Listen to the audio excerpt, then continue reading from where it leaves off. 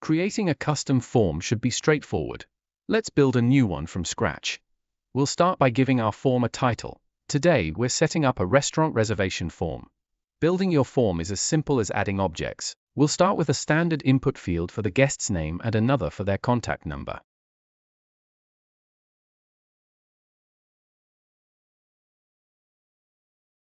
You can add a variety of specialized elements, like drop-downs for party size, and dedicated date and time selectors to keep your data formatted and organized. Every field is fully editable. We'll label these clearly so guests know exactly what information is needed. For the party size, we can customize the drop-down list by simply typing our options, such as 1 through 10, on separate lines.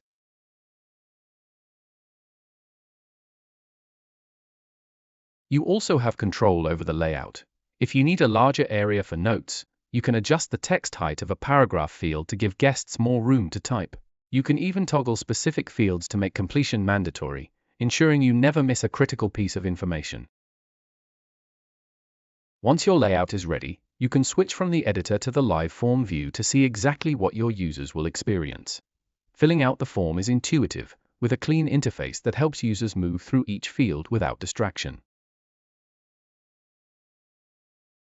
The built-in selectors make it easy to pick specific dates and times, ensuring you get accurate reservation details every time. A paragraph field allows for those important extra details, like requesting a toddler chair for a 2-year-old. After a quick confirmation, your data is saved and ready for review.